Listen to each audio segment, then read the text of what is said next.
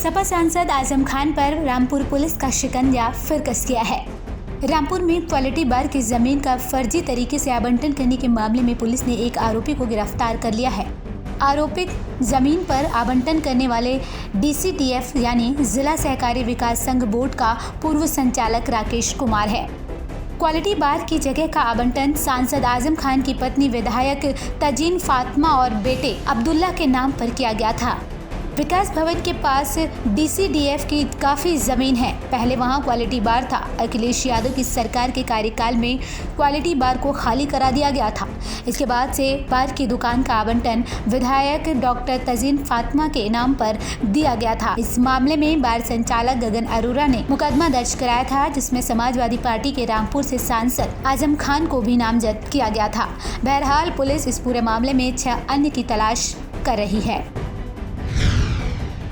Corona महामारी के बीच मरीजों की तीमारदारी में जुटे सभी प्राइवेट डॉक्टर पंजाब में लागू किए जाने वाले क्लिनिकल एस्टेब्लिशमेंट बिल के विरोध में सड़कों पर उतर गए।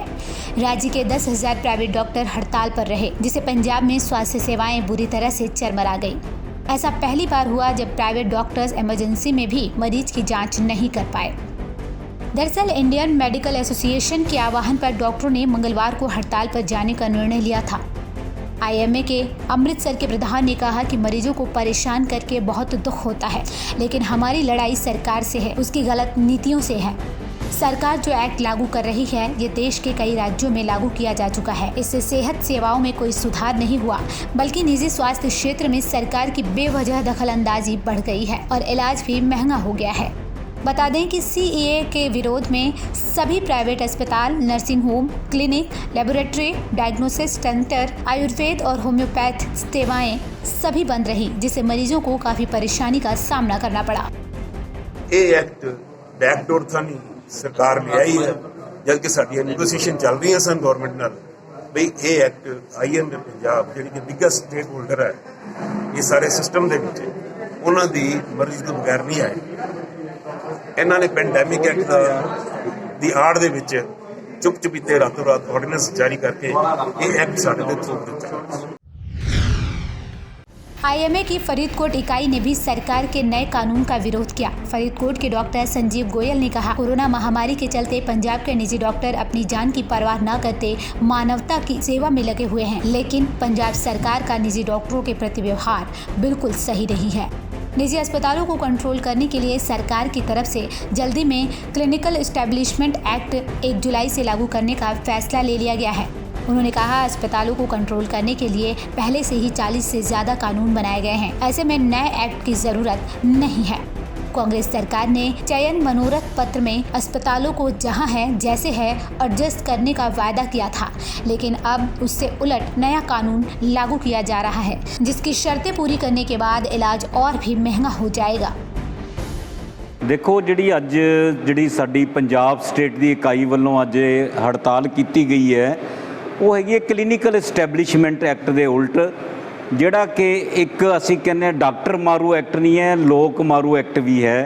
ਇਹਦੇ ਨਾਲ ਸਾਰੀਆਂ ਸਿਹਤ ਸਹੂਲਤਾਂ ਜਿਹੜੀਆਂ ਕਿ ਹੁਣ ਲੋਕਾਂ ਨੂੰ ਬੜੇ ਸਸਤੇ ਰੇਟਾਂ ਤੇ ਉਪਲਬਧ ਹਨ, ਉਹ ਆਲਮੋਸਟ ਡਬਲ ਟ੍ਰਿਪਲ ਰੇਟ ਹੋ ਜਾਣਗੀਆਂ, ਜਿਹੜੀਆਂ ਕਿ ਹਸਪਤਾਲਾਂ ਦੀ ਜਿਹੜੇ ਛੋਟੇ ਹਸਪਤਾਲ ਆ ਉਹਨਾਂ ਦੀ ਸਸਟੇਨੇਬਿਲਿਟੀ ਲਈ ਤੇ ਲੋਕਾਂ ਲਈ ਪਹੁੰਚ ਤੋਂ ਬਾਹਰ ਹੋ ਜਾਣਗੀਆਂ।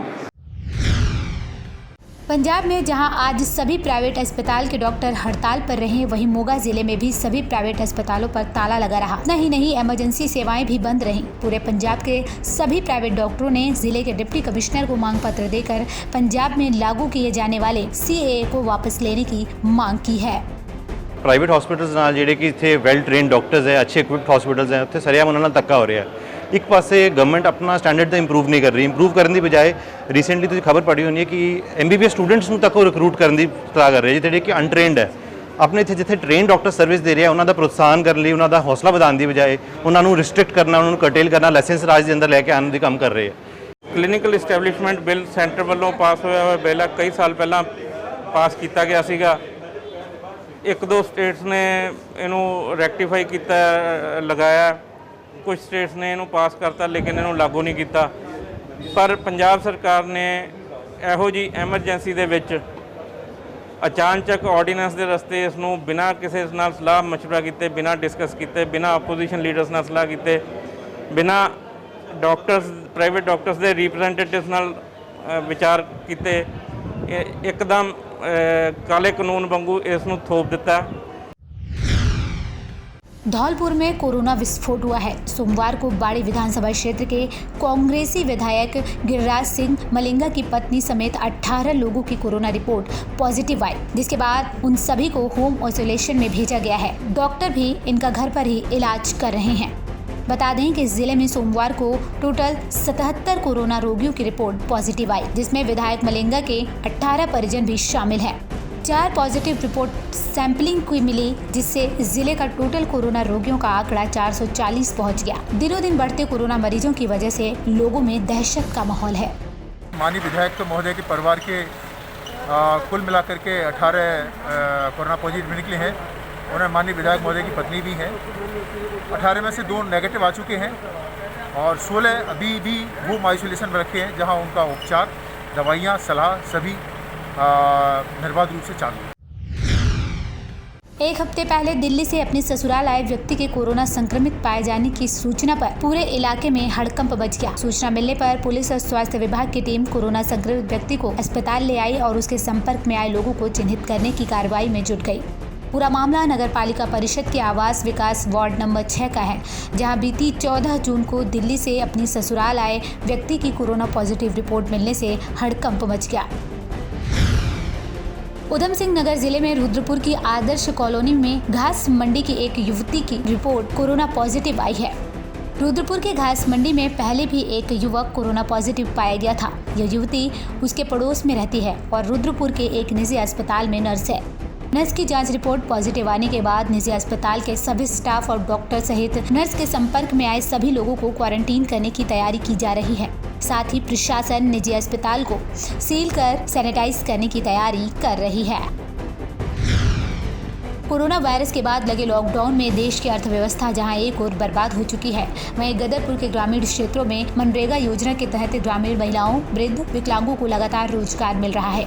मनरेगा के तहत गांव के संबंधित विकास कार्य किए जा रहे हैं। पंचायती राज मंत्री अरविंद पांडे ने कहा, लॉकडाउन के बाद कोविड-19 के कारण देश की अर्थव्यवस्था पर काफी प्रभाव पड़ा है। ग्रामीणों को आर्थिक परेशानी का सामना न करना पड़े, इसके लिए उत्तराखंड पंचायती राज विभाग ने करीब 238 करोड़ की धनराशि पास की है।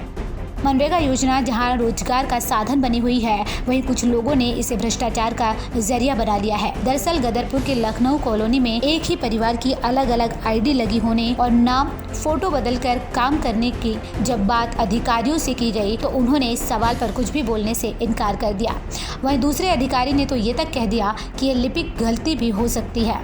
ऐसे में कौन सच बोल रहा है, कौन झूठ, ये तो जांच के बाद ही पता चलेगा, लेकिन फिलहाल कोई इस पर बोलने को तैयार नहीं है। अगर जब कोई भी अधिकारी या कर्मचारी या कोई प्रतिनिधि इस महामारी के वक्त में भी इस समय राष्ट्रभक्ति का अपना परिचय, अपना जज्बा दिखाने का वक्त है। हमारा देश कई विषमताओं से, कई परिस्थितियों से गुजर रहा है। चाइना से युद्ध में अलग चल रहा है, तनातनी सीमा पर चल रही है, पाकिस्तान से चल रही है, नेपाल से चल रही है, अफगानिस्तान से चल रही है, अंदर हिंदुस्तान के अंदर जो आतंकवाद पल रहा है, इससे अलग लड़ाई चल रही है। और सबसे बड़ी महामारी जो कोरोना की है, तो देश कई विषमताओं से लड़ रहा है, संघर्ष कर रहा है। इतनी विषम परिस्थितियाँ भगवान कभी किसी देश के सामने लाना है जो हमारे देश पे है।